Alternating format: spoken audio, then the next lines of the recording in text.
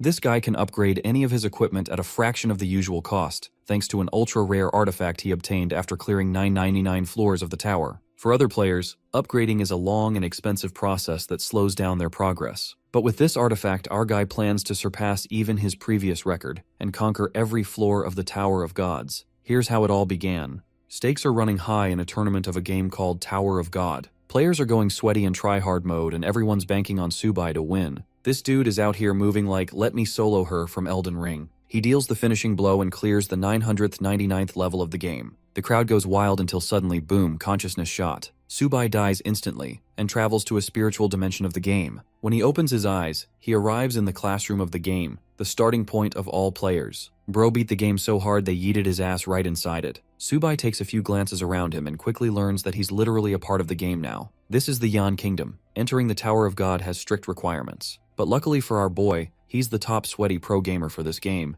The idea of being yeeted by Heart Attack Kun doesn't scare him. It actually excites him. The best part? No one's cleared more than 99 floors in this version of the game. This means a dude like Subai would be a god amongst their ranks. The instructor tells the students to crush the crystal, immediately teleporting them away to the newbie zone. Smashing it in his palm, Subai officially starts his real experience with the thrilling game. Unfortunately, Bro's data has been wiped clean, so he's got to start over from scratch. Subai spawns into the beginner zone and discovers a unique artifact as a reward for clearing the final floor. This supreme artifact trumps all other class types in the game, ranging from rough to common, excellent to rare, perfect to legendary, and finally epic and supreme. This supreme artifact helps him upgrade any equipment with a 100% success rate at the cost of a small fee. With this, Subai is already ahead of the competition. Setting his sights on the beginner tavern, he wonders if the tavern lady still remembers him. Our boy inspects his beginner stats and realizes that this is no longer just a game without consequences. Every move he makes is going to risk his life, so even a 10% stat boost at the start is a godsend. The nice thing about his supreme artifact is that it automatically detects upgradable gear. The idea that even a piece of basic shitty equipment can be upgraded surprises our boy. Bro goes all in but suddenly forgets that he's broke as shit and doesn't have coins to make the upgrade. Subai sets his goal to make some bread money, knowing that in this world it is capable of solving every problem. Let's talk about the Tower of God's mechanics. Newbies are granted a 7-day grace period to secure class advancement through 10 floors. Players who fail to achieve an advancement crystal are terminated from the game, leading to the expulsion of countless players. Zooming in at the bar, our boy is currently rizzing up a bad bitch baddie with a proposal. Subai offers her a bunch of rare cocktail recipes, but she doesn't believe him one bit. The tavern lady offers Subai her full attention, even with her stress balls. Our boy tells her to chill out and writes down the recipe. She takes it, promising to beat the shit out of him if this is a trick. I mean, I know a lot of people who would intentionally fuck up the recipe for that deal, but Subai isn't a simp, and in only 5 minutes, his recipe comes to life in the form of a beast blood cocktail. The customers are shocked, demanding a taste of the drink for dozens of coins. However, she roars at them, emphasizing that it's only hers to drink. The baddie drinks to her delight, meanwhile her top fights for its life. By the time she's done chugging it down, the girl is literally horny and wants more recipes. Subai offers her 5 recipes for 20 gold coins, an offer that really pleases her. The deal is secured, securing him enough money to upgrade. The tavern lady is straight up wifey material too, because she offers this guy an excellent grade weapon just for free. This beautiful blade is called the Refined Dagger. He thanks her and leaves, ambiguously rizzing her up by suggesting they're old friends. Outside, our boy commences his upgrades. With just a handful of silver coins, his weapon's quality skyrockets with boosted stats. Now he can easily clear the first floor without difficulty. Subai arrives in the outer region of the beginner zone, where the shittiest losers imaginable are hunting rabbits and acting tough. Bro walks by them, calling them pussies for preying on something so harmless and cute. One of the guys warns him from approaching a danger zone, but the idea is so baffling to him that our boy doesn't even care. Suddenly, a wind serpent creeps up from behind to attack him. Subai reacts so quickly with his blade that it doesn't even faze him, turning the thing into sushi. The rest of these beginner-level noobs are at a loss for words, acting like he just split the earth or something, when really it was just a level 1 monster. These guys warn him to be careful against the serpents as one critical hit could spell his hand. Appreciating the tip, he tosses them a copper coin and leaves. The losers think that he's lost his mind and will inevitably be killed, but Subai is treating this place like a breeze. Another wind serpent attempts to flank him, only to get stabbed in the neck. Unfortunately, the grind is way too slow at this stage. This means our boy has to pick up the pace and eliminate hordes of monsters to clear the first floor. 3 more of these flying fuckheads arrive, only to get cut up like paper with a couple of slashes. Subai enjoys farming experience points and coins off of them, while the system officially makes an announcement regarding the 10th season of the tower. An excitement takes over him. This time, he's got the supreme artifact by his side. Nothing is going to stop this man from securing the first kill reward. Meanwhile, the loser party is yapping about who gets to be the first person to secure the first kill. Typically, the three great families are known for securing the first kill each year. Lin Yuchan, the eldest daughter of her family, is so stacked that her gear costs tens of millions alone.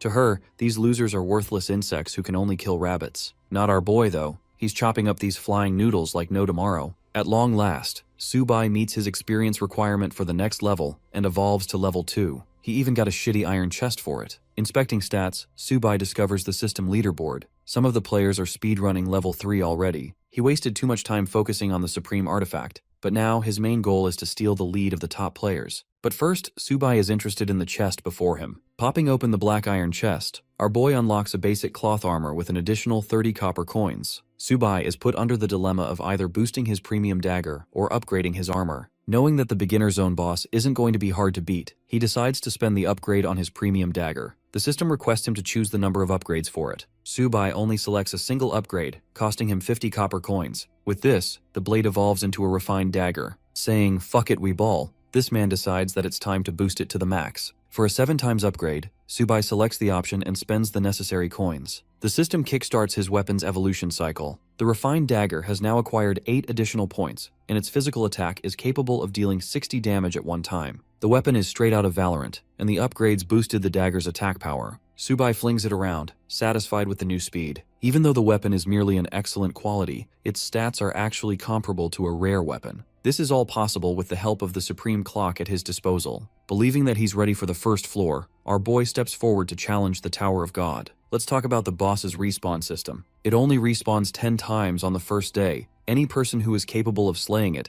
can advance right into the first floor of the tower. Even if the boss is attacked by an entire team, only a few people are allowed to enter the tower on the first day. Having arrived at the ruins, our boy patiently waits. Suddenly, the sound of fighting draws his attention. Panic sets in. He had no idea that someone had already arrived before he could. Subai steps on the gas pedal and rushes in to steal the first kill for himself. Meanwhile, the team that is currently raiding is having no difficulty cornering the goblin horde. Observing from his little hiding spot, Subai is baffled to see some sweaty whales buying top-tier weapons on the first day. His confusion is quickly answered when he spots Lin Yuchan from the Lin family, the same young woman who has a gear set worth tens of millions. At this point, Bro's mighty dagger feels dirt cheap next to her shit. Her team members scramble on ahead to charge at the goblins. Her personal assistant, Blonde Boy, thinks that they'll easily reach the first floor in no time. However, Lin Yuchan highlights that the other 2 major families might also be tailing them closely. Suddenly, Yuchan senses someone's presence and immediately calls out the man hiding nearby. It's our boy, who gives up after being exposed and greets calmly. Yuchan's assistant questions what team he belongs to, with our boy assuring that he's playing solo, so there's no team with him. He also emphasizes that he doesn't want any trouble and was simply passing by. But the young lady is suspicious of his words. She and her team are filled to the brim with top-tier equipment, and even then it took them 30 minutes just to get through the forest. And yet, this guy arrived at a similar time all on his own. Subai plays innocent and bids them farewell. Zhangfei is suspicious and accuses Subai of stalling them so he can take on the boss. Sensing urgency to act, the young lady stops one of her battalions and orders them to cooperate with each other, just so that they can prevent Subai from leaving. She has no intention of losing her first boss to a random nobody. 7 warriors rush down our boy. Subai isn't worried about getting jumped and merely calls the situation annoying. Manifesting his dagger, he taunts them for dragging him in their mess. The snarky assistant thinks that our boy is being arrogant,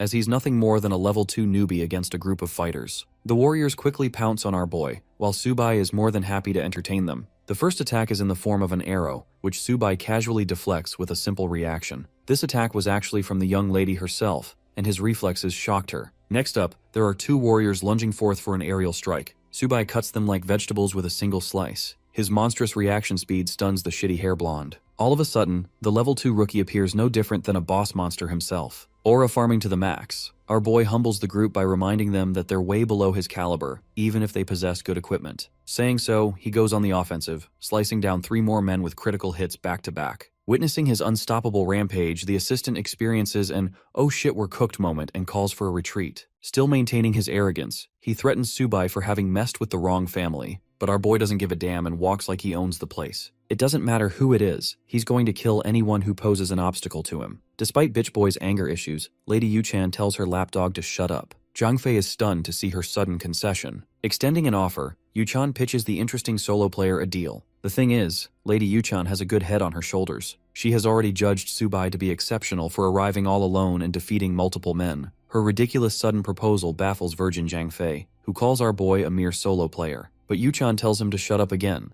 reminding him that their objective is to conquer the Tower of God without exception. Our boy thinks it's a fair deal, and assures them that he won't attack or disturb their group again, provided that they grant him a protection tax benefit, a silver coin for each person. Subai thinks that it's a fair price, but Simp Fei is losing his marbles at the young man's audacity. For the third time, the young lady tells her lapdog to shut up. The young lady surrenders 3 coins as a token of friendship. She also wants our boy to add her as a friend. Subai is chill with that offer, as long as she can offer another gold coin. This man is out here squeezing the gold out of her. Yuchan casually accepts the offer, while Zhang Fei is twitching like a loser. The baddie makes a second suggestion, recommending that Subai and the team hunt the beginner boss together. Her continued interest in the first boss's defeat is clearly evident in Subai's observation. Knowing that, he accepts the deal, as long as they can settle on another condition. Yuchan hears him out, as he makes a ridiculous offer again. Our boy wants to take full control of the group as part of their strategy to defeat the boss. Subai doesn't give a flying rat's ass. The only way he's going to let them participate in the kill is if they follow his orders and don't become an obstacle. Despite Yuchan's openness, she's not on par with the deal and refuses to give up leadership. Treating it like no big deal, our boy turns the other direction and is more than happy to leave them behind. Suddenly, Yuchan flips a switch. She literally offers this man 100 gold coins out of the blue just to get him on her side. He declines her insulting offer, knowing he's going to get way more by killing the boss. Zhang Fei calls him out for acting like a big shot, but something's not right, and Yuchan can sense it. She's doubtful of her chances of defeating the boss with a team, and yet here Subai is walking around acting like he's already won. In the next scene, our boy is busy playing with the system. Thanks to his new gold coins, he can upgrade his equipment again. Remember that basic cloth armor? He prioritizes upgrading it now, paying 1650 silver to skip the upgrade time as well, boosting his overall endurance. Subai is thrilled to find his health skyrocketing beyond 300. In the next scene, we're back at the tavern. Many beginner players are dying to kill the first boss, and it's certain that they will advance to the first floor soon. The tavern lady amusingly wonders if the Yan Nation will be able to secure the first kill this year at all. Even though their guild managed to hold the first kill record all the way up to floor 9, they were eventually dusted by a powerful rookie from the Beacon Nation. This rookie had some kind of triple S class profession and became the best of the best. While they're yapping at the bar, our boy is hopping around the cliffs, avoiding the small fry goblins to set his sights on the real target. Subai is left flabbergasted. There's already a fight going on, which means someone came even faster than him. Analyzing the familiar scent, Subai wonders if the energy concealment powder is being used. The powder actually masks the scent of the player from other monsters, but this won't work when it comes to higher level creatures. It bothers him how the wealthy families can easily use this kind of shit to quickly advance ahead. Deep inside the boss's lair, a group of warriors are fighting for their lives against the surrounding goblin horde. If the boss was already fighting a group, then our boy would have had to wait an entire hour before getting his turn. One of the warriors alerts brother Wang, sharing that a complete newbie has arrived out of nowhere. Wang doesn't think it's necessary for them to stop him, deeming him harmless. Then there's Li Yueren of the Li family, also belonging to one of the great families. She thinks the kid is recklessly meddling around. While they're busy insulting our boy, some of the warriors suddenly gasp in horror watching Subai approach the boss. The boss in question is a titanic goblin. It was asleep in its slumber until our boy tossed a blade across its chest, awakening it. The intimidating Goblin King gets up from his throne, towering over the newbie who dares to challenge it. Subai isn't afraid. He's more than happy to take on the beast. The Wang group is worried about the boss and awaits instructions from their leader. Wang Zixi believes that the newbie will be squashed like a bug in a few seconds. The first attack comes from the enraged Goblin King, who smashes its mace and erupts the ground. Our boy dodges it with finesse, taunting the creature and earning its fury. Confidently lunging forward, Subai calls him his bitch and announces its death. A lightning-fast slice instantly eliminates 100 health from the boss, but that's not enough to bring it down. So our boy goes on the reversal, dealing a second slash. Provoked even further, the boss attempts to smash him in one go but misses and hits the ground. Its speed is no match for Subai's fast reflexes. Next, our boy goes for an aerial descent, landing a vertical slash that obliterates another chunk of health. The only reason he's been able to land critical hits is because Subai possesses knowledge of its weak points, those being the chest, lower back, and eyes. The spectators watching are at a loss for words. These D1 haters were shit-talking about our boy earlier and now have nothing to say. Yuren worriedly asks Zixi for his analysis, but this guy has the same question as her. Just how is this rookie so damn fast? Kiting is a skill that even the top-tier players have difficulty mastering, and yet Subai is casually exploiting it in his movements. The boss is pretty weak with its depleting health, so technically they could jump Subai and steal his kill. This grinning bastard thinks that they should wait for a while longer, believing that the rookie will eventually make a mistake and feel the wrath of the Goblin King. I mean, Subai is pretty casual with it, and he's violating this beginner boss at this point. The Goblin King screams in pain and tries to attack again, but he completely misses and allows our boy to land yet another critical slash. The Goblin King roars in fury, but this cry isn't one of pain. It's a calling to summon its troops. Our boy realizes that things are about to get complicated, but hilariously the tiny goblins actually focus their target on surrounding Zixi and Yueren's group instead. Zixi rallies his group into attack formation to penetrate the circle of goblins. Yueren thinks this is a useless endeavor,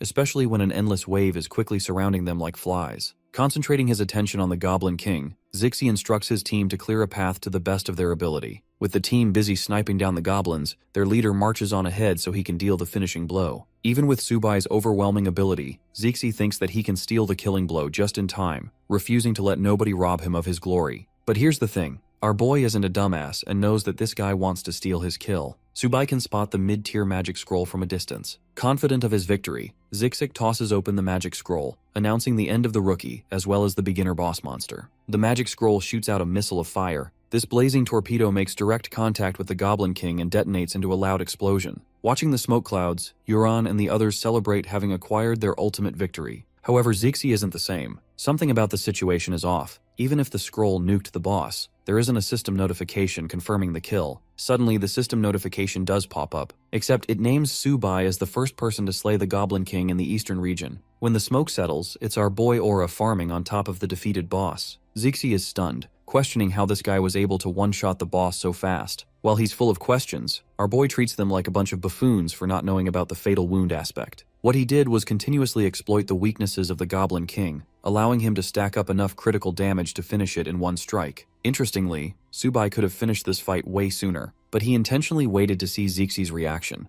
In reality, our boy just wanted to teach this arrogant noble a lesson, that money alone isn't enough to get you everything. Back at the tavern, the same announcement of Subai's victory of the beginner boss reaches them. For the first time in years, the first kill of the boss was stolen from all three major families. Instead, an ordinary guy was able to snatch it for himself, making the people wonder if this dude is secretly a top-level assassin from a secret clan. The kid is an orphan with no abilities or weapons, so it's impossible for him to have defeated the three families in their run for first place. Shifting perspective to Yuchan's group, she's rendered speechless while Simp Fei can't believe what he's reading. Immediately, she storms her battalions to blitz towards the first rally point. Finally, there's Zixi Wang, who is acting pissy even after the dirty cheap move he pulled. This hotshot knows that they've got no choice but to wait for another hour before the boss respawns again. Out of nowhere, young lady Yuchan arrives out of a portal, taking offense at Zixi for trying to snipe the second boss. While these losers are arguing with each other, our boy is rewarded with a silver chest for his incredible victory over the Goblin King. He's also now considered one of the only few players among the server to accomplish the mission, which secures him another silver chest. With two of them at his disposal, Subai excitedly wonders if he's going to get rare gear this time. The first box is opened, landing him a pair of rare boots called One Step. The second silver chest acts as a support loot, landing him 10 small potions and silver coins. With this, his movement speed will experience a 30% boost for a 1-minute period. Unfortunately, using them requires level 5 minimum, so even with the decent loot, our boy can't use it right away. This reminds him to check the leaderboards of the 10th season of the Tower Challenge. He finds the list and discovers quite an upset. You would think that our boy achieved some top spot, but he's actually ranked 98. Inspecting even further, Subai discovers that the top scorers killed the boss even sooner. They're from other regions, but it's clear that these whales spent a lot of money to get top-tier equipment to finish that early. Drinking one of the potions, Subai gains a temporary experience point boost for 60 minutes. His main focus is to grind his levels even harder, especially when there is a whole list of people stronger than him right now. Walking up to a dungeon portal leading to the first floor, he welcomes the season with great anticipation. From the other side, Subai finds himself in a spatial dimension. One look at his surroundings makes him realize that this is actually the Dark Maze dungeon. This confuses him a bit. The thing about the beginner zone dungeons of the tower is that there are many different types ranging with different difficulties. The Dark Maze dungeon, this one, ranks roughly mid to high difficulty in the beginner course, making it one of the most challenging ones for new players. Placing his foot precisely, our boy starts to move in systematic fashion. He is careful about each step and recalls that it's the same pattern as last time. Subai finds himself lucky for having retained his knowledge of the maze. Suddenly, an arm shoots out of the floor. From a magic circle, a creepy ghoul arrives out of nowhere. Our boy clearly didn't expect to meet his ex-girlfriend here. Subai knows that it's a ghoul. That's not the issue here. Inspecting the creature's stats, he learns that it's a normal type with average stats. The troublesome factor about ghouls is their high agility paired with intense damage bursts. This means our boy has to play it safe in order to not get overwhelmed. Activating his flash step ability, this guy literally blitzes past the ghoul, landing a solid critical hit. That one swing of a blade is enough to kill the beast immediately. Right when our boy thought he was only dealing with one ghoul, another pops out of the ground and tries to attack him. Thankfully, Subai slashes it all the same, killing it with a single attack. With 2 kills secured back-to-back under his belt, he earns 40 experience points and consequently levels up to 3. Thanks to this level up, he's also acquired 2 attribute points.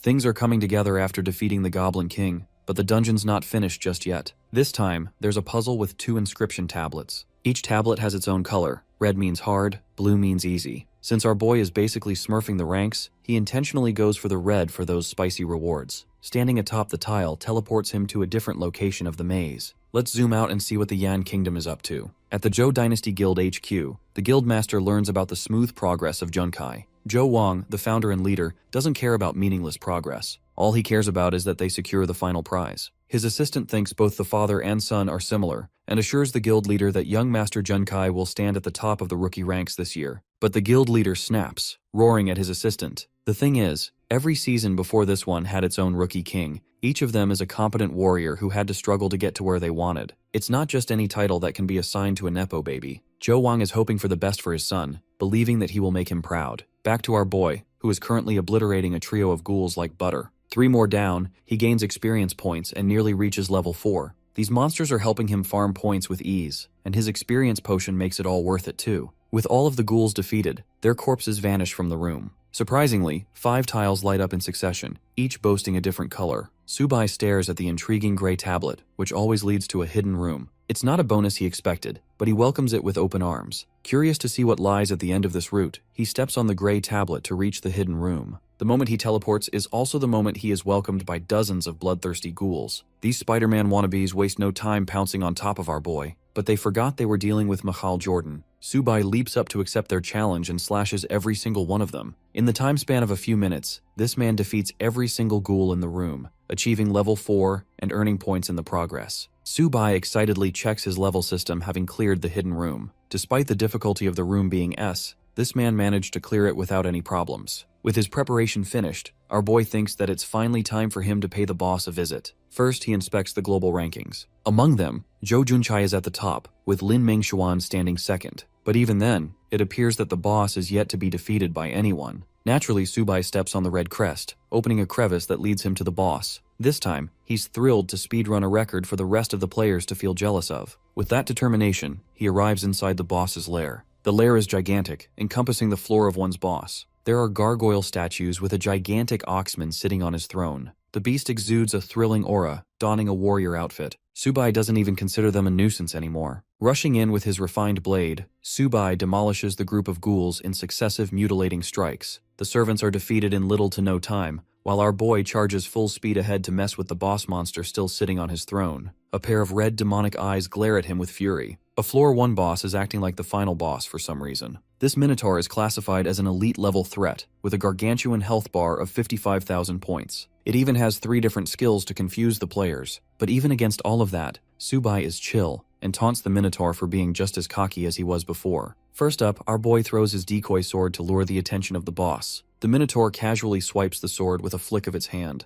Annoyed, the Colossus grabs its enormous battle axe, channeling streaks of electricity. Prepared, the monster lets out a battle cry that shakes the dungeon room with its ferocity. The battle cry activates the 2 gargoyles that were sitting on top of the pillars. Subai displays no signs of fear, and instead shows true excitement at being challenged. The explosive Minotaur activates its trample charge skill to unleash a heavy swing of its axe. Meanwhile, the 2 gargoyles are planning to attack our boy from behind. Fighting strategically, Subai first evades the swing, causing the Minotaur to stagger and create an opening. Then he exploits the same opening by stabbing the monster at its weak point, landing a critical strike upon first contact. The monster roars, but our boy's already on the move for a second swing and zooms past the battlefield. Reading the Minotaur's next move, Subai anticipates another slashing strike. But before they could do anything, this guy literally speed blitzes all 3 of his targets with an array of slashes from top to bottom. Each slash causes an immense amount of damage thanks to Subai's lightning-fast slipstream skill. Enraged, the Minotaur attempts to stomp our boy. Subai dashes away with ease. Right now, the Minotaur is furious. So furious that it burns an orange aura, tapping into one of its 3 skills called the Heavy Bull Charge. I don't know about you guys, but if a house-sized bull covered in flames fucking charged at me, I would be praying to every god on earth to save my life. Subai didn't anticipate the Minotaur to use a skill so quickly. The monster is moments away from trampling our boy,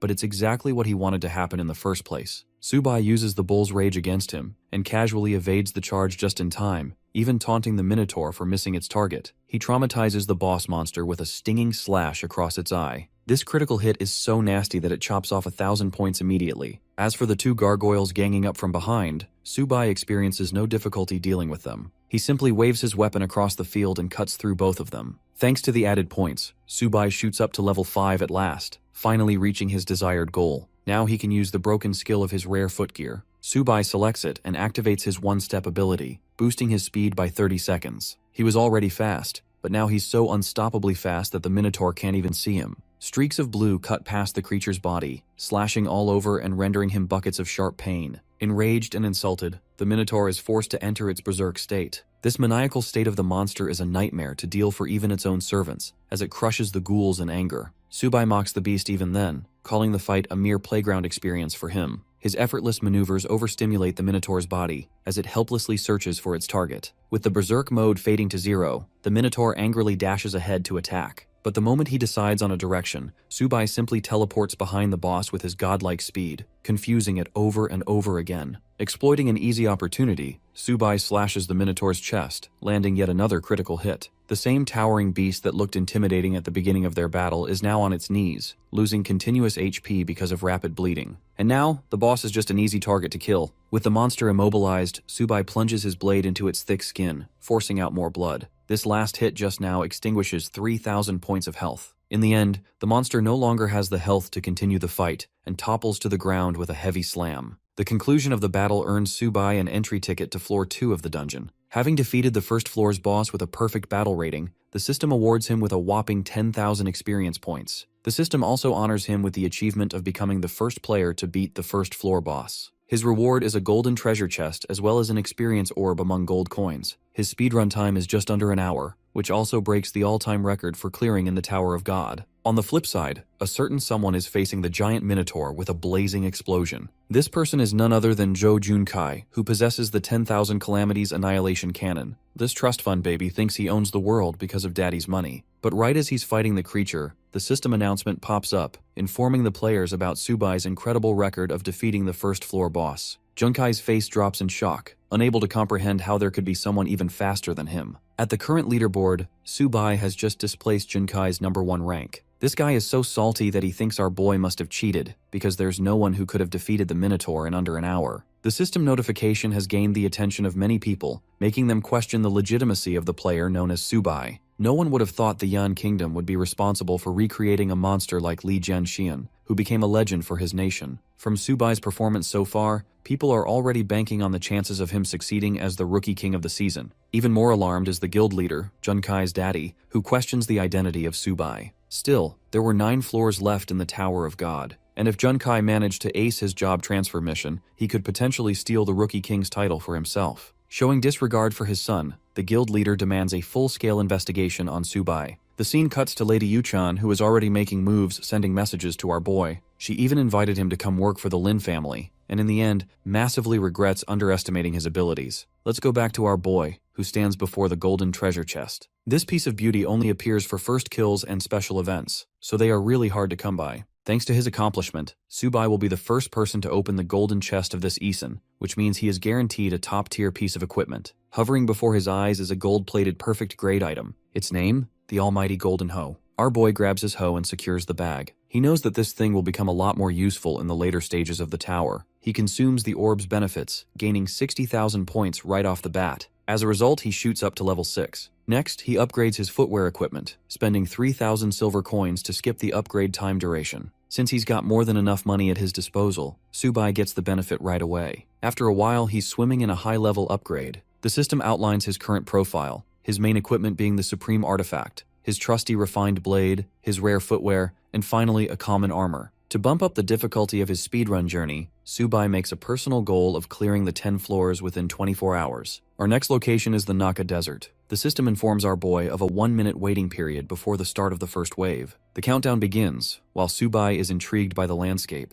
Knowing what he does in the desert, Subai is expecting 10 waves of monster invasions. But that seems way too slow and easy for him, so he wants to look for a way to help them spawn even faster. The first creature pops out of the summoning portal just behind him. This ugly freakazoid is the sawtooth lizard with a venomous bite. Subai is genuinely bored and thinks that these guys are only going to waste his time. Instead of waiting for them, Bro seizes the initiative and makes his first move by lunging right in. With a single slash, the first lizard is slain with a critical hit. Then another, back to back until the entire wave is annihilated. Now that all of them were dead, the second wave would arrive in another minute. The normal battle process of defeating these lizards takes about 10 minutes, but our boy easily managed to defeat the wave in 2. The second wave follows suit, with Subai popping open the use of his one-step gear. This way he'll reach them even faster than before and wipe them out quickly. With the effect activated, this man becomes the Flash, securing kill after kill after kill in a zigzag motion. Subai is so excited that he wants to break all of the records he made in his previous life. The system dubs complete annihilation of Wave 2 of the lizards. The third wave quickly spawned, only to get killed all the same. The fourth spawned, also dead. This happened until eventually our boy confronted the boss of the second floor. Subai is seconds away from dealing the finishing blow on the werewolf. His final slash nails the last strike, ending the creature's life. With this, Floor 2 has been cleared and the entry ticket for the third has been granted. The system awards him with another golden treasure chest for securing the first kill of the boss. His clear time was only 30 minutes too, making it a really fast speedrun. Popping open the chest, our boy discovers the one thing that he desperately needed the most. A perfect grade linked armor, clad in purple and gold. This thing is a beast with a regeneration effect too. Subai is proud of his luck, and heads right into the upgrade settings to boost its stats. He doesn't want to make it completely overpowered, to the point not even he can use it. Spending 1 gold coin, our boy moves forward with the expensive upgrade, feeling satisfied with his premium investment. Subai's level jumps up to 7 after consuming another experience orb. He is now powerful enough to challenge the third floor with the entry ticket. Our boy steps towards the portal after extinguishing 100 gold coins like nothing. His current hurdle is shortage of funds. Inside the silken cavern of the third floor, Subai is confronted by bloodthirsty, creepy crawlies of all kinds. He's a human-sized bug exterminator, so he sweeps right in to kill them all. Currently, Junkai is still busy blasting the Minotaur, until eventually he defeats it and clears the first floor. His clear time is 2 hours and 25 minutes, which is way more than Subai's. Thanks to his victory, he earns a rare weapon called the Exquisite Longsword as his reward.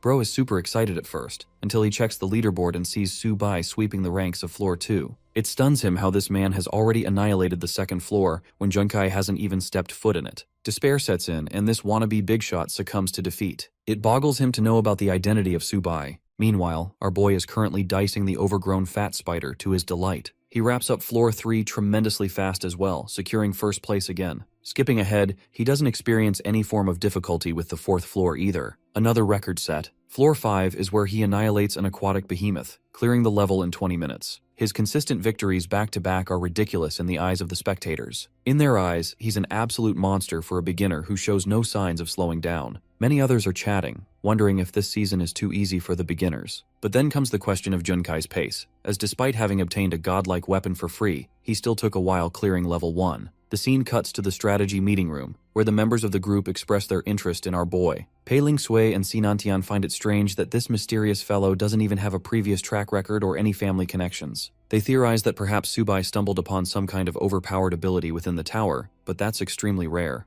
Only 10 pieces of epic-grade equipment exist in the Yan Kingdom, so it's not reasonable to think Subai has one. Ling Shui and Nantian are two of the most competent fighters the Yan Kingdom has ever known, and even they are dumbfounded by this situation. Their argument is brought to an end by strategy leader Captain Su Kang. This guy doesn't care about the specifics. All he cares about is purchasing Subai's weapons after he returns from the tower. He reasons that they could set a meeting with him to discuss details. Nantian shares his objections, but the captain quickly shuts him up, emphasizing that the rookie squads have always worked this way. They could use Subai for their own benefits. Saying so, the captain dismisses the meeting and leaves. Ling Sui teases Nantian to worry about himself, as he's at the verge of being demoted to the second-tier team. Back to our boy, he's currently analyzing his basic stats. Each level up grants him 8 points randomly, but the one thing draining his wallet is the lack of funds for equipment upgrades. From now on, a minimum upgrade is going to set him back 13 gold coins because that's just how good his gear has become. Despite having 300 coins already, Subai is thinking about clearing floor 10 and acquiring 500 coins. Achieving the Rookie King title will also grant him 200 coins, but a despairing reality sets in.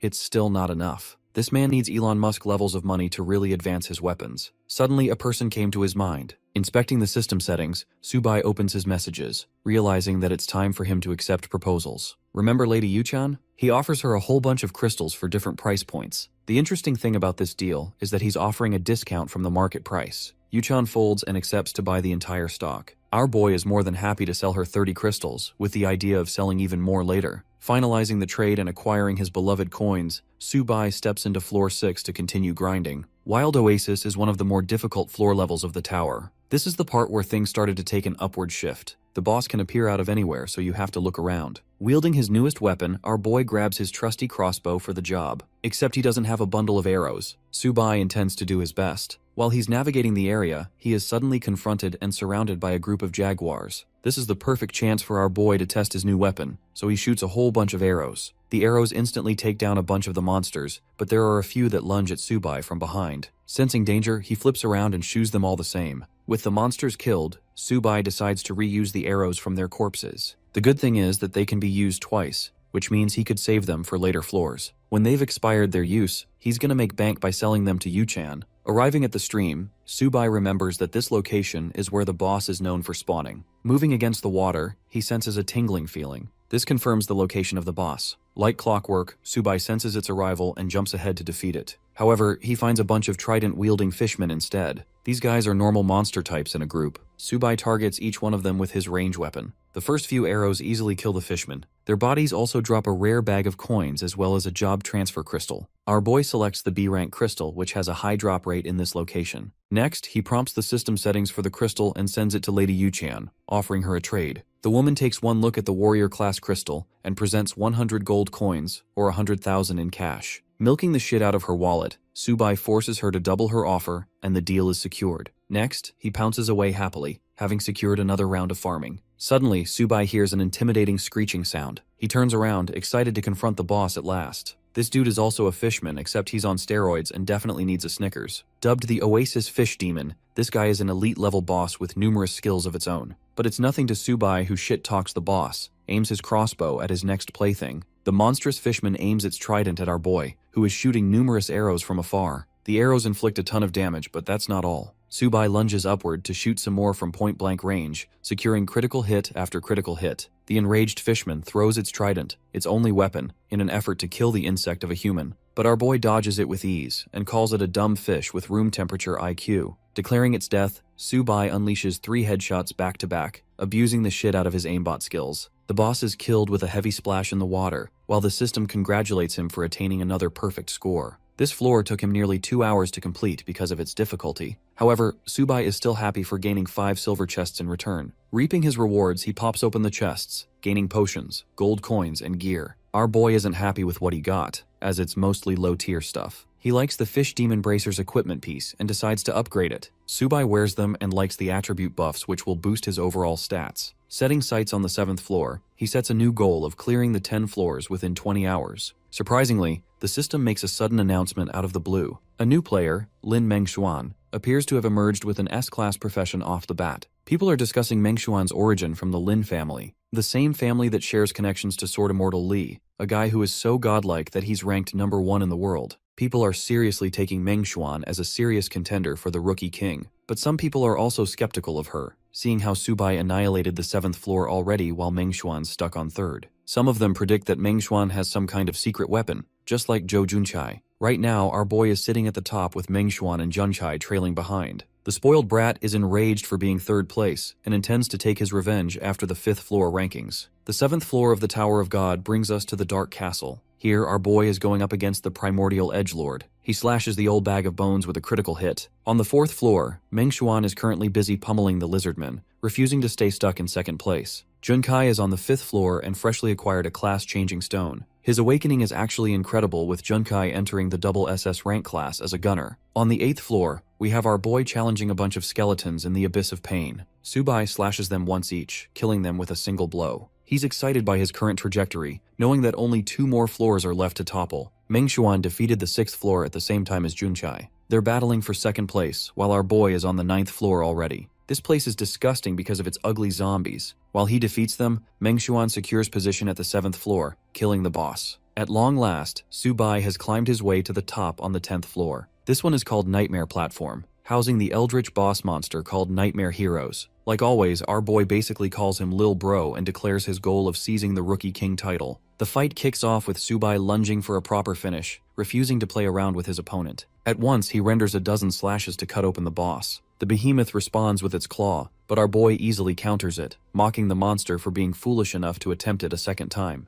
The fight comes to an end when the phantasm is severed clean with a final vertical strike. The same nightmare monster that is supposed to be hell to deal with just got humbled. With all 10 floors cleared, the system announces Subai for becoming the first person to clear the 10th floor, earning him the title of Rookie King. This title significantly boosts his experience points passively and adds attribute points, but it will only last for one season's duration. The important thing is that he secured a triple S-class crystal. With 5 golden chests held in reserve, our boy is expecting top-tier loot this time. First up is the rare tiger sword, which is kinda mid. Then there's a treasure map, which is great for navigation. An energy shield and a light stone aren't too impressive, but better than average. The best of all among them are the fire dragon gauntlets. Their stats are so good they could be classified as epic gear. Testing out their strength, our boy nukes the field with a punch. Observing his profile, he thinks that he'll become unstoppable if he can simply upgrade the gear with the supreme clock. Next, he opens 30 silver chests that he collected during his farming run. This secured him enough money to upgrade all of his weapons and even unlock some new ones. Let's check the reactions of the mob.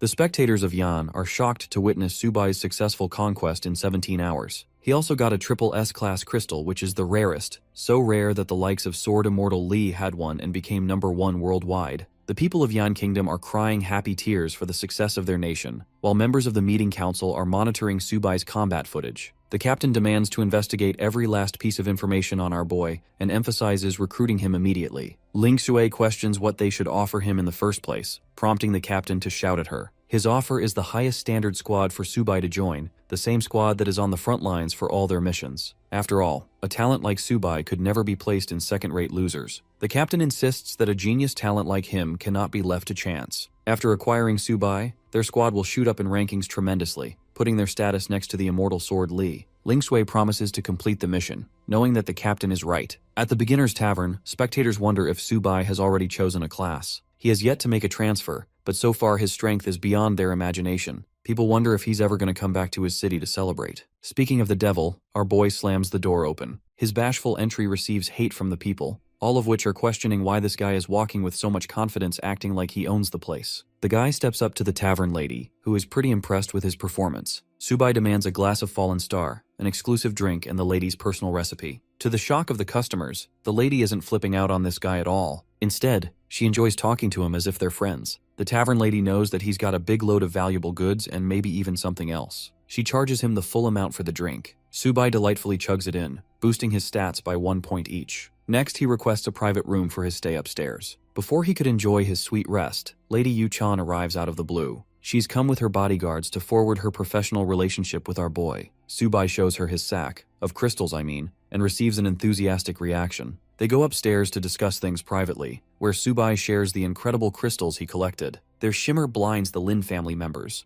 Among them, there are 5 B-rank crystals and many low-ranking ones. Lastly, our boy even whips out the S-rank crystal to shock everyone. None of the Lin family members expected this, not even Yu-chan, who is probably ready to sell herself just to get her hands on it. This girl is going horny over a crystal, while mustache hair at the back is losing his mind. Yu-chan instantly demands a price for the crystal, setting her sights on the trade. Subai assures her that the rest of the items will be sold at market price. He's looking for 10% in cash and the rest of the amount transferred in gold coins. He also tasks her with a bunch of supplies to purchase, something Yu-chan can easily do with her network. Subai hands her the list and takes care of business. Bro settles down on his couch, asking for an offer for the S-rank crystal. Lady Yu-chan pumps out 200 million in cash as her big number. Not even our boy expected this piece of rock to cost that much. Hilariously, Yu-chan treats it like 200 million isn't even that high for this rarity. So she's even happy to give him a free residence in the first city of the Tower of God. Both of her lackeys are questioning Yu-chan's decision to offer such a prestigious reward, but this woman is standing on business and really wants that crystal for whatever reason. Subai realizes that he might be underestimating the stone's value.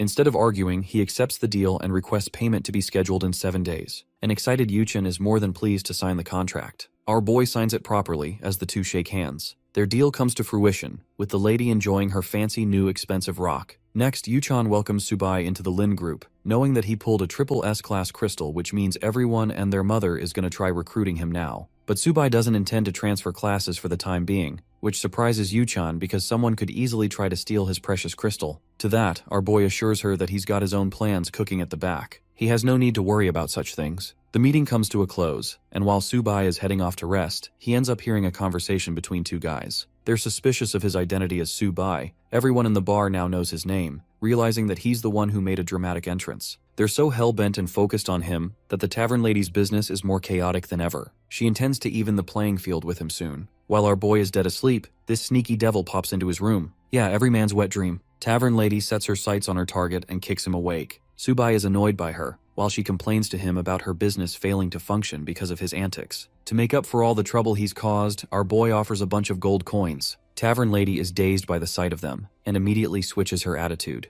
The girl was about to beat his ass and suddenly acts like she can take care of all the problems on her own. Subai reminds her not to kill anyone in her crusade, with her reassuring him that she's not a murderer. Going over an important topic, Subai brings up another affair. The tavern lady is excited, predicting that he's brought her a bunch of rare recipes to sell again. However, what he reveals is actually the triple S grade job change crystal. Yes, the rarest crystal to ever exist. Subai informs her that he's about to initiate the god's trial. It catches her interest, causing her to question how he came to know about it at all. The answer is simple. It's from the information of his previous life, where he'd experienced it more than 100 times already. The tavern lady emphasizes that the only requirement for the trial is the crystal. In that dimension, there won't be any money or equipment. Instead, there will be a hidden class crystal. It's a risky maneuver, because if our boy actually ends up taking the trial, the SSS grade crystal will vanish. One shot is all he has, and unfortunately, Subai has failed this opportunity over 100 times in the past. He aims to rectify his mistakes, and requests her to arrange the trial. The tavern lady is surprised by his determination, and reminds our boy that if he dies, it's on him.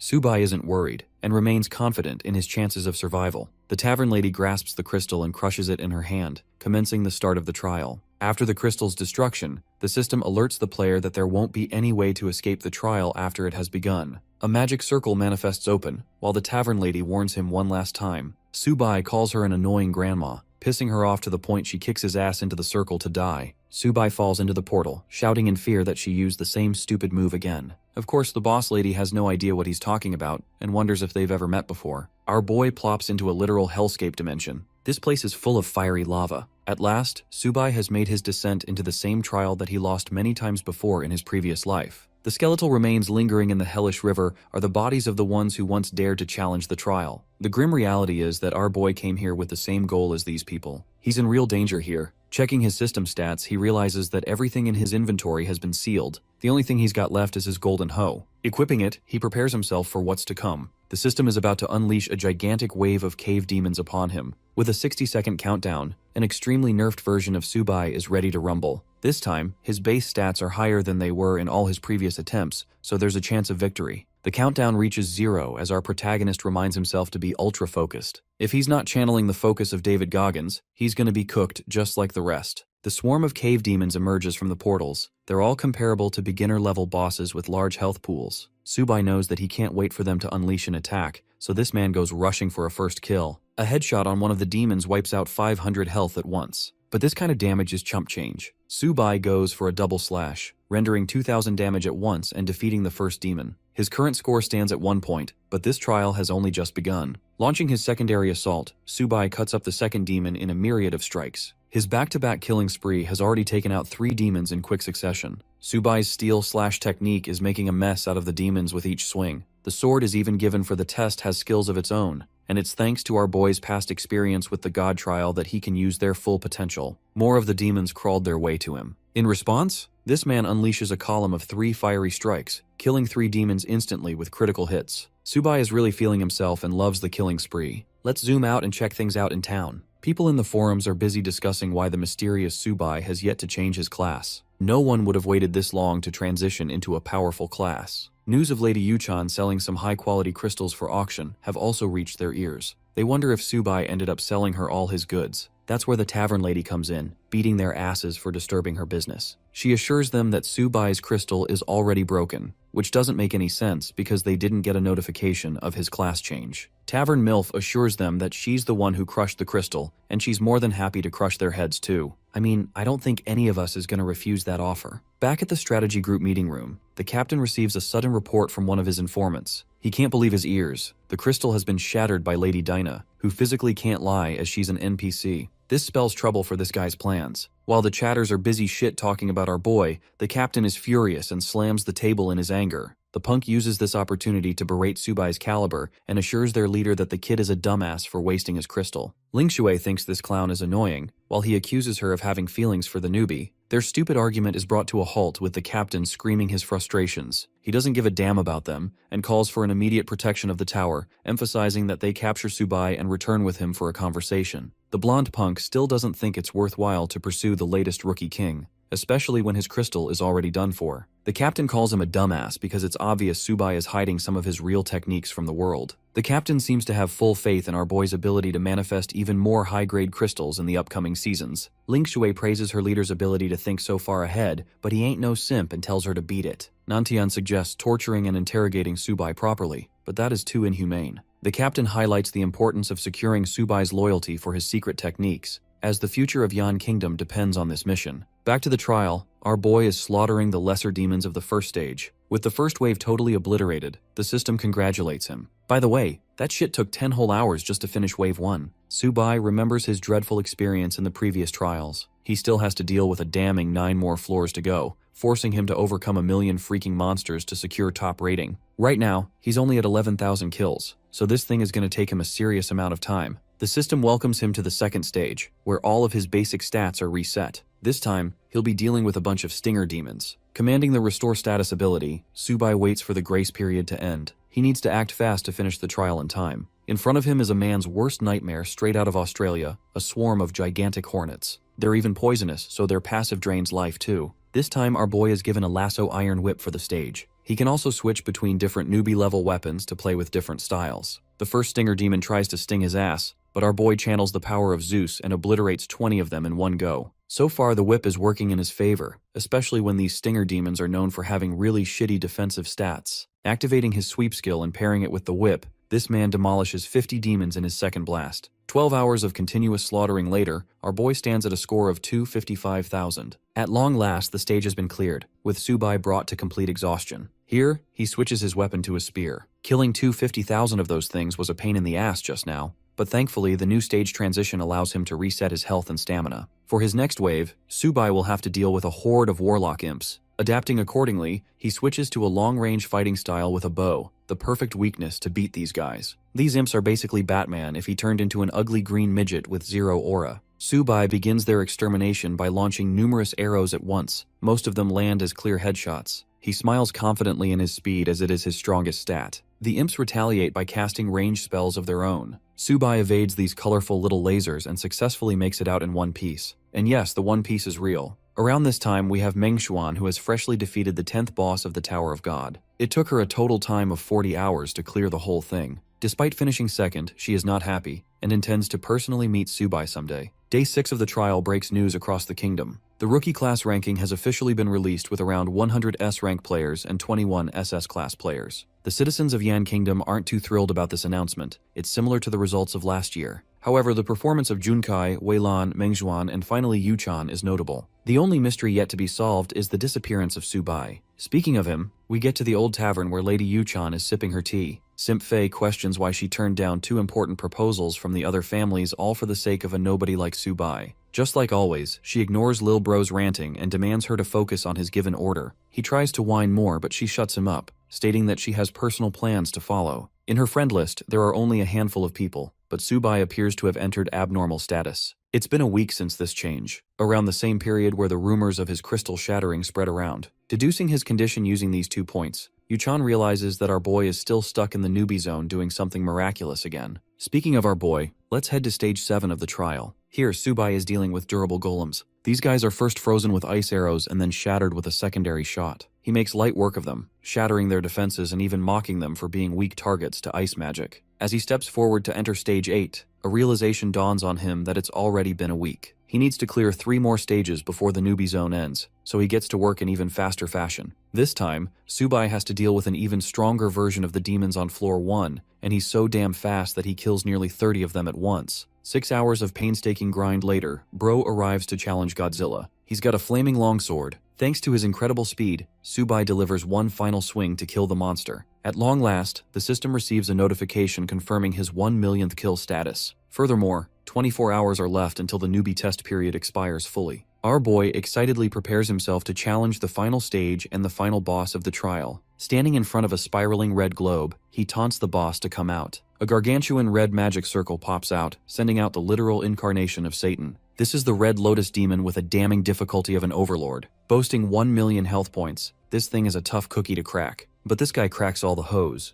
I mean all the bosses. The flaming demon curses at the foolish human and attempts to annihilate him with a single attack. Bro dodges a literal nuke and realizes that he gotta be careful around this titanic demon. The fact that this boss has 2,000 defenses alone means that most of Subai's attacks are gonna be useless. Right now, he's forced to be on the defensive, hoping to exploit an opening to make his move. The Red Lotus Demon throws dozens of spiraling strikes, each of which is evaded by Subai's excellent footwork and evasive skills. Equipping himself with a hook chain gauntlet, our protagonist awaits his perfect chance. The Red Lotus Demon is moments away from summoning a minion from the flames, but Subai is faster and actually uses the hook chain to pull its body, ragdolling it against the boss monster's face. The demon writhes in pain, having suffered damage from one of its own attacks. Meanwhile, our boy is in the mood to avenge all of his fallen comrades who dared to challenge this trial and lost their lives. Manifesting his sword, he swipes a spatial rend that literally chops off the overlord's right limb. With its attacks now nullified, Subai sweeps in to capitalize on the opportunity. This time, he lunges up top and equips his bow for a ranged strike. These arrows make contact with the overlord's body, inflicting more damage. Using the same momentum paired with lightning-fast speed, Subai repositions himself for another attack. The demonic boss pitifully tries to defend itself, but it's useless. Channeling his inner Batman energy, Subai basically says that even gods are vulnerable when stripped of their defenses. The overlord curses at the humans with every stinging stab inflicted by our boy. A barrage of arrows rains down on the boss monster. The demon reacts with offense of its own, squashing each arrow with telekinetic explosions. Our boy uses this moment to his advantage and gets all the way up in the ugly demon's face. Subai declares the end of the world for the pathetic boss and takes out both of his swords.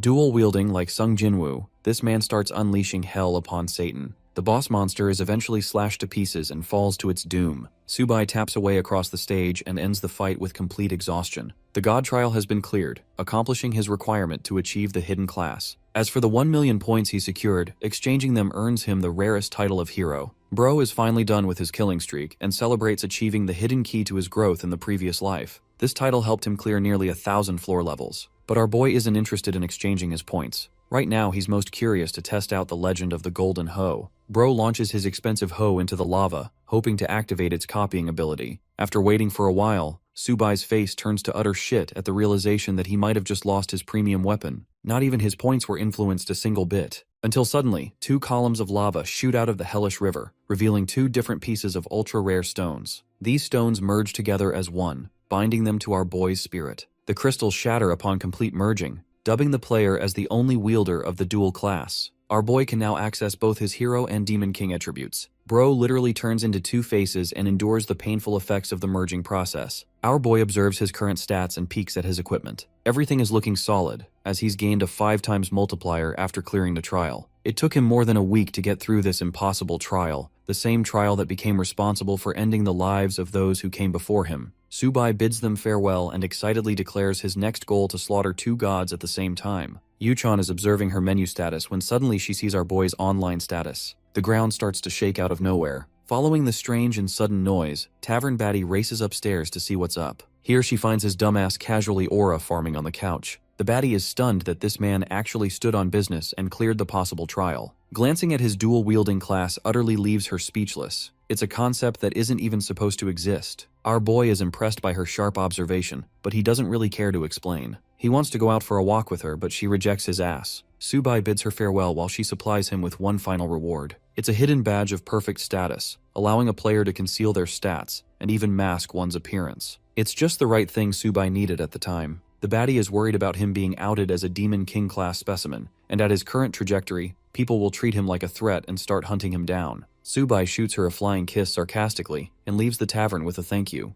The MILF is left flustered, kicking the air by his smooth riz. Let's head over to Ream City, which is the first playground for the newbies who clear the newbie zone. This place helps supply them with quests, class skills, and even teleportation portals up to floor 30. Walking around with an immaculate drip, Subai is really feeling himself and thinks he's ready to rumble. He coincidentally runs into Yu-chan and her men. Her two badonkadonks greet us right through the screen, as Yu-chan welcomes his return after a week-long disappearance. A while later, at the Lin family's business quarters, Yu-chan is politely treated as a guest. He's dazzled by the family's luxurious spending to own a club like this. Presented with both potions and a box full of gold, Subai finds himself impressed by the young lady's efficiency. She offers him the luxury to inspect each supply and count the coins with ease. She also gestures to both her bodyguards to exit the room for a private conversation between the two. First off, Yu-chan curiously asks about his class rating. Our boy counter questions her intention to probe information. His sharp response embarrasses her, forcing her to clarify that she has good intentions. Subai is informed about the latest smear campaigns running against him on the forums. He also learns that Lady Dana ended up sharing the news of crushing his crystal, which is why things escalated.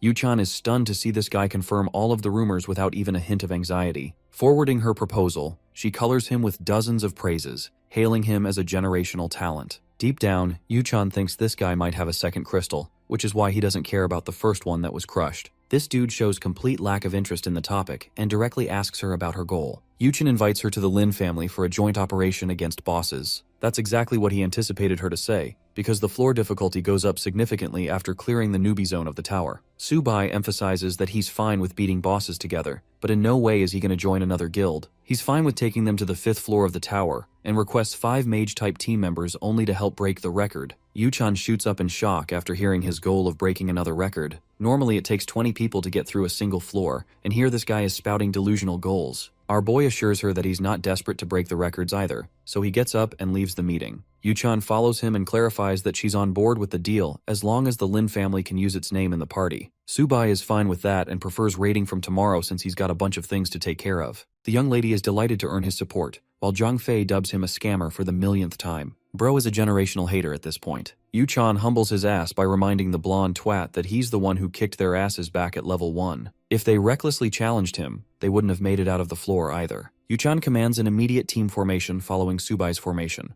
Though this loser agrees to follow her order, deep down he harbors great distaste for our boy and prays for his downfall. At the city lord's mansion, Subai is seen casually walking up to the gate. The people try to stop him from having a death wish, but he doesn't get why this normie is trying so hard. Wu Tai calls the newbie naive and warns him of the tight security around the city lord's mansion. Subai decides to entertain the young fellow with a little secret. The secret in question is that anyone can get an entry as long as they are crazy powerful. Subai walks up to the guards and reveals his hero title, instantly earning their praise and compliance. The people watching him from afar are at a loss for words, unable to comprehend how this new guy managed to go inside like a VIP. Even now, the guards are escorting the hero with top-tier courting. A smash in the training grounds is heard. There's a fight between Guard Captain Orlando and the City Lord, a mage facing off a sword fighter. Just watching this scene gives our boy goosebumps, because it's one of his favorite sequences from the story to unlock rare skills. Even though he himself is a dual-class player, he requires farming skill books to gain new abilities. In this arena, Subai has everything he needs to learn and get to the next level. In fact,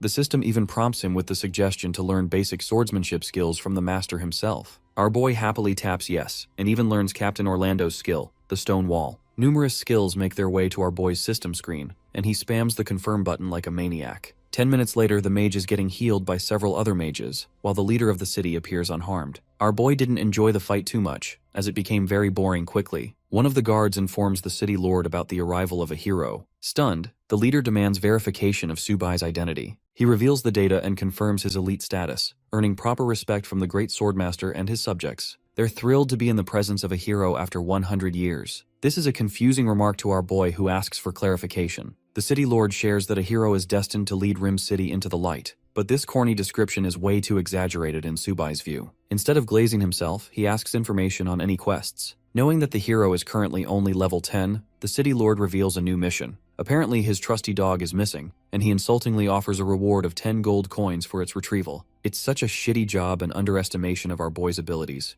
to the point Subai reveals his terrifying aura to express his anger. Wiser of the two, the mage Captain Orlando offers other missions, thinking of how stupid the city lord's suggestion just sounded. The hero receives 3 new quests to collect materials for rewards. Just then, the great swordmaster also remembers a suitable request. He tasks Subai to investigate a certain area. With so many quests lined up, our protagonist highlights how no one has cleared them before in the main storyline. Ordinary players are far too busy obsessing over the tower floors that they forget about side quests being the key to real buffs. Interestingly, the Swordmaster's quest catches our boy's attention the most. The City Lord makes a sudden proposal, highlighting the average hero's godlike combat abilities. Long story short, this guy wants a one-on-one fight against the hero. Offering a handicap to the hero, the City Lord even intends to seal his most powerful skills. However, our boy has different plans and tells this dude to just cap himself around level 30. The same goes for Captain Orlando, implying that this man is about to smoke both of them at the same time. The mage and great warrior are equally stunned and express their complaints with this idea, knowing that the hero doesn't have a whole bunch of skills. Subai shuts their yapping and recommends they communicate in the fight. Both fighters give one look at each other, before expressing keen interest in the hero's might. In the arena, the guards murmur their shocking thoughts. The last time these guys tag teamed together was back when they defeated a powerful level 200 monstrosity. And here is Subai, who has arrogantly challenged them at the same time. The mage takes notice of the hero's confidence, while the great warrior is thrilled to show a hint of his true powers. The first assault comes from the Swordmaster, who uses a simple skill aimed at his opponent. The result? No contact, poof, our boy is gone. Appearing like lightning from behind, Subai praises the City Lord's precisely timed maneuver. Next up is the mage, who conjures a stone spike basic spell to catch our boy off guard. The very sight of it makes Subai ecstatic, and he shares no intention of dodging it either. Instead, this man literally severs the stone spikes with a myriad of fast strikes. The hero's godlike reflexes astonish the spectators, who didn't expect him to be so strong. But the fight's only just begun, and these two experienced warriors are not finished. This time, they want to hit the hero with a greater surge of strength than before. The mage entraps Subai in a cage of mud, yet another beginner skill. Having immobilized him on the spot, the City Lord chimes in with his second stage slash ability, unleashing 2 fire wrens. Keeping his cool, the hero casually ducks both of them, taunting the warriors for being way too predictable. His shit-talking knows no end, but the City Lord's already pouncing on him for another strike. An amazing upset occurs. Subai vanishes like lightning from his spot and reappears up top, clashing against the great warrior's blade. The City Lord chases after his target with an upgraded third stage slash. However, this fight's already over. Subai has a sword against Captain Orlando's neck, startling the City Lord with his bolting fast speed again. Not even 30 seconds had passed, and the fight already met its end. But our boy doesn't want to let things go that easy, and challenges the great warrior to charge at him. By this point, the City Lord is starting to realize that this dude is literally built differently. Refusing to give up, the swordsman charges with his fiery blade again. This time, his strategy involves the usage of an impact technique from the ground. This is the 4th stage slash, and despite a change in variation, the result is ultimately the same. Subai faces it head-on and teleports out of the playing field. He reappears from behind like the 4th Hokage from Naruto. Subai connects his stroke using a sword or a slash. The fight is now officially done with. The sword warrior is on the ground, with the hero mocking him by calling him pathetically weak. Subai checks off one of the quests from his list and receives an inventory reward. Meanwhile, both the City Lord and Captain Orlando lost their aura points to a youngster fresh out of the newbie ranks. The fact is,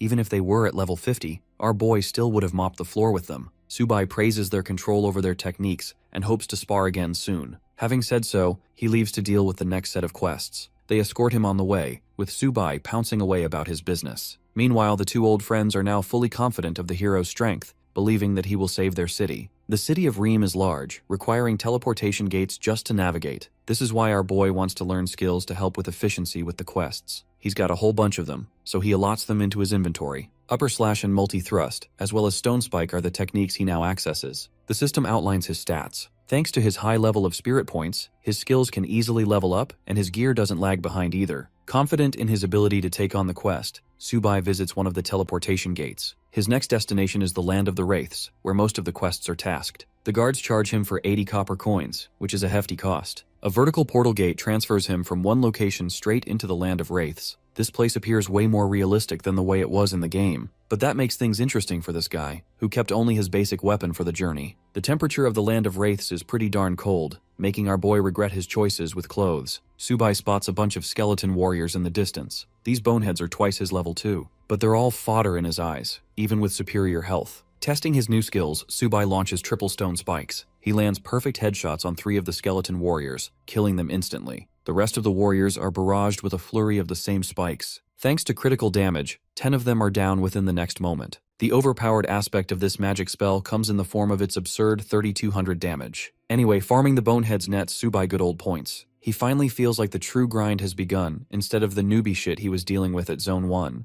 A while passes and he's done clearing the wave, leveling up to 11 at the same time. In his previous life, acquiring skill points was a pain in the ass, but right now he's speeding through them thanks to his double class. In fact, when Subai inspects his stats, he's flabbergasted to see a 50-point increase to every perimeter. The boost of a hidden class is better than even the triple S profession. Back to the boneheads, they're here to get massacred, and massacred they indeed get when Subai launches a rain of earth spikes. To spice things up a bit, this man erects a stone wall to throw them off. He's loving every second of this massacre, berating his prey for being the victim of his job skills. The first quest is completed with the defeat of 1,000 skeleton warriors. Our boy's pretty happy with those results, but still has a long way to go to achieve his goal. The army of boneheads arrives, but this time they've brought an intimidating big guy too. This dude is literally Ghost Rider if he hits the gym and takes a ton of steroids. The Skull of Fire is a common boss in this zone. Subai is happy to challenge it, so he throws in more of his earth spikes. His assault pulverizes the fleet of skeleton warriors, killing hundreds of them at the same time. The boss monster wields a sick-ass bone sword with blue flames,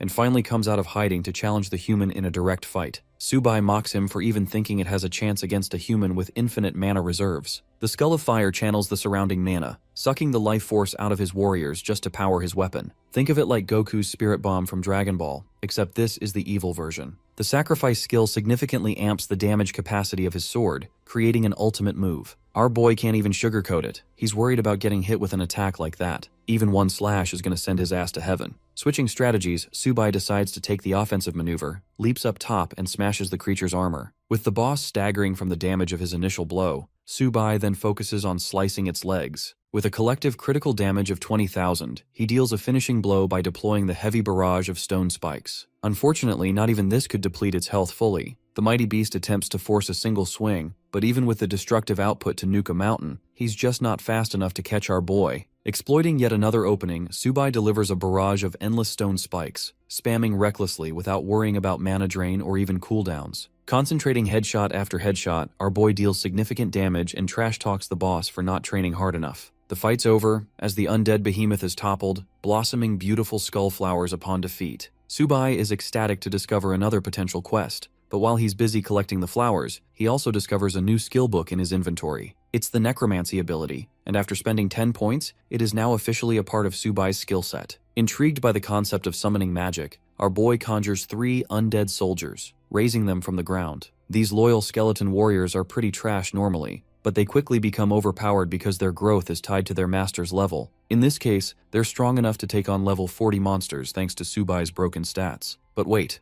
there's more. He can summon dozens of them at the same time to swarm his enemies with numbers. Subai completes another quest by collecting 200 skull flowers, enjoying the fruits of his labor. His next destination is a place called the Death Swamp. It's a completely new section of the map, but it doesn't intimidate our boy at all. In fact, he thinks the spiky little lizards glaring at him are cute. Fighting numbers with numbers of his own, Subai unleashes the wrath of his undead soldiers to do the killing for him. These boneheads are remarkably useful and make light work of the lizards. With the horned lizard swarm defeated, our boy is confronted by the sudden awakening of a colossal monster. This boss's defense stats are no joke, but luckily Subai's summoning skill has also advanced a bit. Our boy is distracted by a silhouette in the distance and decides to head first into exploring the area.